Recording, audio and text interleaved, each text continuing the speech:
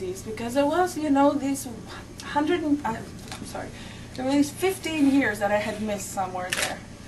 And then I talked to about 22 people who reviewed that manuscript, because it's kind of like going throughout the whole spectrum of how to cover the investment banking community, the academic community of economists, and then history, and then political science. Well, thank you all very, very much. And thank you very much, Frank, for believing in this and for also appreciating this type of work. I appreciate it also very much. It's really important. Well, now let me tell you what is this book about. I know you read the press release and you talked to me, so you know it all, but I'm going to spend another 20 minutes to tell you a little more. So Prosperity Unbound, forgive me, I don't have a good memory, so I had to write it down, a little few of the talking points. Prosperity Unbound, what does it really do? It reveals that the biggest gap in distressed markets or distressed economies is not really income, but it's wealth. And by wealth, I mean wealth that is locked in a liquid property. And by liquid property, I mean property which is not secured, non-secure property ownership. This book presents how to close this gap, this wealth gap, between secure owners and non-secure owners, how to release that wealth from the benefit of all. It explains how to tap the locked-up savings that belong to people of the poor class or the middle class that have been placed in these properties, and how to transform these savings and these people's social and economic future. It explains how to address an increasingly entrenched inequality that persists globally and does not seem to be getting any closer to being resolved. For us sitting here today, secure property ownership is given, right?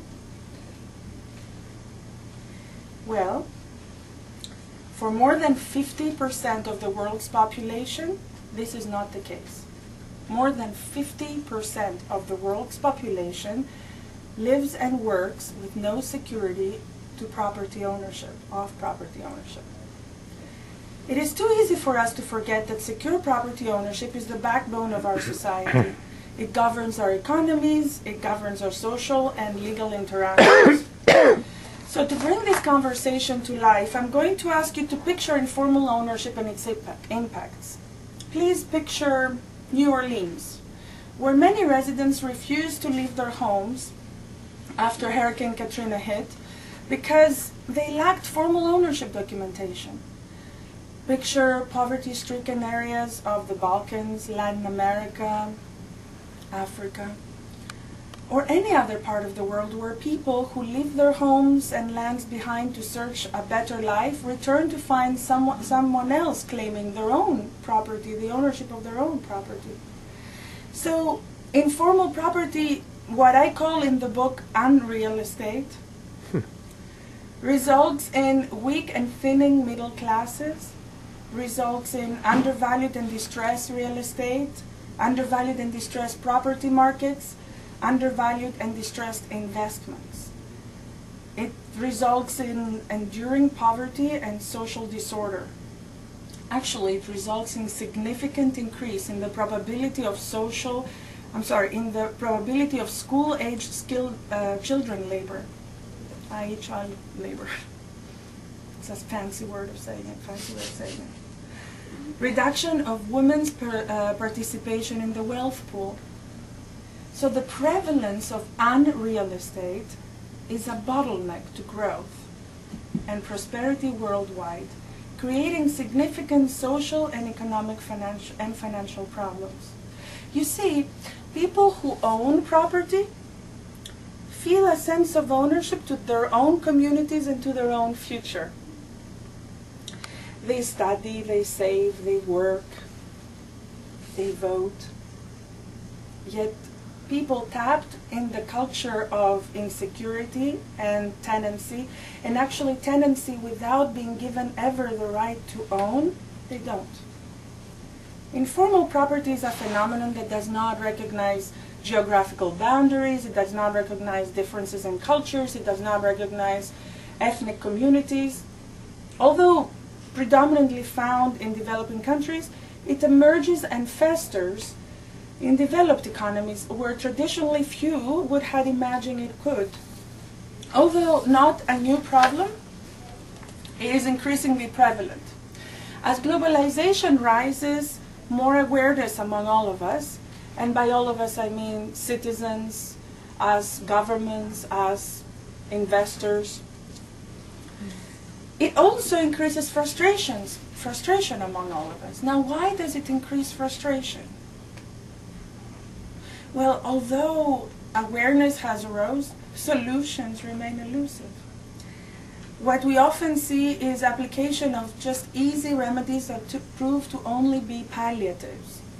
So, for example, in developed markets, examples of these sort of palliative solutions would range anything from how would you call those housing programs of the 60s and 70s, low-income housing programs, projects many of us may have seen. Or now it's more modern to talk about urban rehabilitation, what we may also hear as gentrification. And then in the developing world, we observe, what do we observe? Massive amounts of handouts. Huge amounts of handouts with no much success all the time. So in the end of the day, we notice a disempowerment of the citizenry. And that disempowerment is both of the individual wealth as well as the community wealth. So what is the solution, Elena? We're sitting here, we've worked since 1960, 70. What is the solution? Well, here's a solution. No, I'm joking. I'm not really giving you all the solution, but I'm just saying that the solution is a transformation of the unreal estate to real estate. You see, when that transformation is accomplished, it brings changes, large and small, touching individual lives and entire societies. It gives owners and users of property the real choice, the actual right over their property that they control, but probably before they didn't have the right to use it. It increases the trust in the security of their own savings and their own wealth. Transformation can happen only once we understand the roles of institutions, and by institutions I mean the roles of property rights. And it can also happen after we have a very clear diagnosis of the problem. And then once we have a diagnosis of the problem, we understood what institutions are, we need to align the interests of the key players. Key players in the policy arena, key market players in the private sector. It is this alignment that creates an impetus for change and diminishes the power of the naysayers. What Dennis was talking earlier. He showed up in 1998. We had 7 years of trial. It was our first ever project or reform project, and the naysayers were so unhappy in 1998. We had that reform done. But to get there, we had to align everybody else. So, transformation, therefore, also requires vision among all key players. An alignment in a value I describe in one phrase: doing well by doing good. You don't have to be charitable. You can make money and do good at the same time. Prosperity Unbound presents a method of analysis that leads to successful reform. I call this method reality check analysis. The book presents a strategy to apply the reforms. It describes the power of partnerships when incentives are aligned between citizens, government, and the private sector, and explains why partnerships are so vital. It explains actually the central role and underlying role of trust. I describe all this weaving theory and practice. And I include stories. Some of them are, in reality, all of them are real stories, but some of them are presented a little more